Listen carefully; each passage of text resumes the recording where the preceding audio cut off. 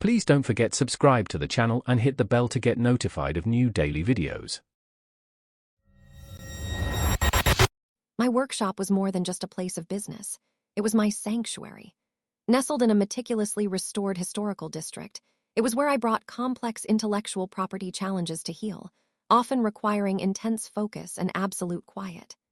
The building next door, a trendy experience boutique run by a charismatic but utterly self-absorbed man named Jax, used to be a minor nuisance of occasional loud music. Then he decided to expand. The initial tremor of his ambition began with the ceaseless drone of jackhammers and the dust clouding my windows. Jax, with his designer stubble and perpetually smug grin, had decided to annex the old, narrow alleyway that ran between our buildings. A shared space historically designated for utility access and pedestrian thoroughfare, protected by covenants dating back to the late 19th century. He started tearing up cobblestones, building scaffolding, and even planning to install an exterior elevator shaft that would effectively block my primary emergency exit and crucial ventilation access. I tried the neighborly approach first. "Jax," I'd said calmly, over the din of his crew, "you can't just build over this alley. It's a shared easement, and it impacts my access and utilities." He'd merely waved a dismissive hand. "Relax, it's just a cosmetic update. Adds character. Besides, it's practically my property now. Minor stuff, nothing to worry about." He even had the audacity to suggest I was being petty and that successful people make their own rules. That was his first mistake. My entire career as an intellectual property lawyer was built on understanding and enforcing rules, often the most intricate and overlooked ones. After a week of his escalating demolition, impacting the structural integrity of a century-old utility conduit shared by both our buildings, I realized diplomacy was useless.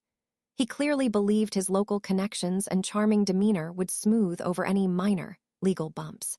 He'd told me, with a condescending chuckle, that it's not my fucking problem when I mentioned potential historical preservation violations.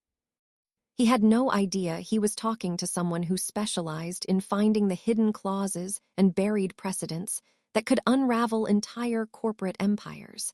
He had just declared war on a Kraken, and I was about to ring the bell. My plan was meticulous, fueled by a simmering resentment that had slowly solidified into ice. First, I wasn't just going to report him, I was going to document everything. I set up time-lapse cameras, meticulously photographed every brick removed, every utility line exposed, every historical marker damaged. I cross-referenced his minor cosmetic update claims with the detailed blueprints of our historical district, which, as I expected, clearly delineated the shared nature of the alleyway and the strict preservation guidelines. A quick, anonymous email to the city's Historical Preservation Board and the zoning department outlining unpermitted construction activity at Jax's address, impacting shared historical easements, was the opening salvo. Within days, I saw a city inspector making a cautious visit. Construction paused. Jax even had the gall to call me, fuming, accusing me of tattling. "I don't know what you're talking about," I replied, my voice cool and calm. "But perhaps you should ensure all your ducks are in a row before you start tearing down historical infrastructure." He hung up, seething. But the pause was brief. A week later, the jackhammers resumed. Jax, it turned out, had convinced the city he'd just been tidying up and would immediately apply for the necessary permits. This was his second fatal error. He actually submitted a permit application. I pounced. I accessed the public records of his application. It was a masterpiece of sloppy ambition, riddled with omissions and blatant disregard for the historical covenants. My eyes honed in on page 47, section C, subsection 2. Any modification to communal historical access routes or shared utility infrastructure requires the explicit, notarized consent of all adjacent property owners with established rights to said areas, as per the 1898 District Preservation Act. Jax had conveniently left that section blank. I immediately filed a formal objection, attaching a copy of my property deed, the original 1898 Preservation Act, and a detailed explanation of how his proposed construction violated my rights to access and threatened the shared utility conduit. I even included expert opinions from a historical architect friend, detailing the irreparable damage his planned elevator shaft would cause to the aesthetic and structural integrity of the district. To my initial annoyance, the city planning office, after what I suspect was a chat with Jax and his connections, still granted his permit. He called me, practically purring with satisfaction. "Looks like your little crusade didn't work, old man. Guess some people actually can make their own rules." My blood ran cold, but I kept my voice level. "We'll see about that, Jax." His gloating was short-lived. I appealed.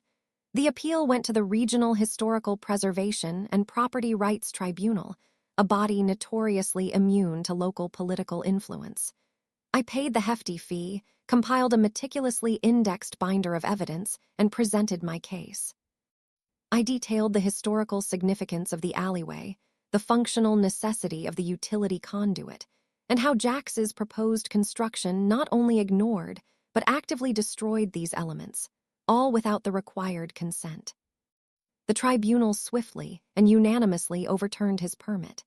They didn't just reject it, they issued a cease and desist order for all his ongoing construction, citing severe violations of historical preservation and property rights. They even recommended a full audit of his past development projects. The fallout was spectacular.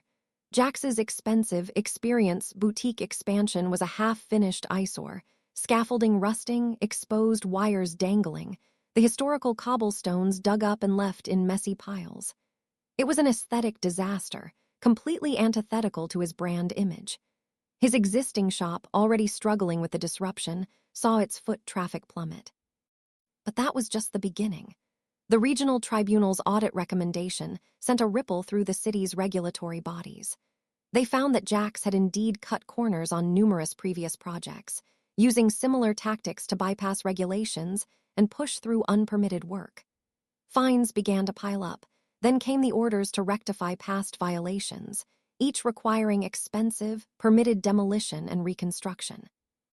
His business licenses for future developments were suspended, and eventually, his primary business license was put under review, threatening his entire operation.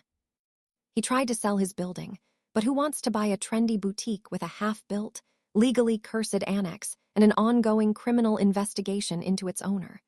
The property was effectively unsellable, a monument to his hubris. The constant noise and disruption from his halted project had completely ruined the experience of visiting his store, and the legal quagmire scared off any potential buyers or investors. His successful people make their own rules philosophy had finally caught up to him. He lost most of his key investors, his reputation in the local business community was shattered, and his trendy empire was crumbling. The last I heard, he's facing staggering fines and potential forfeiture of other assets to cover the costs of his legal battles and mandated rectifications.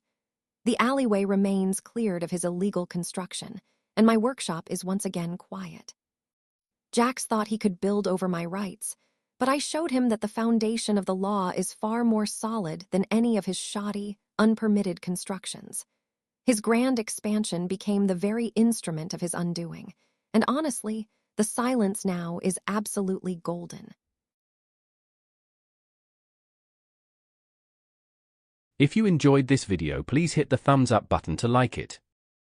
And please do subscribe to support the channel.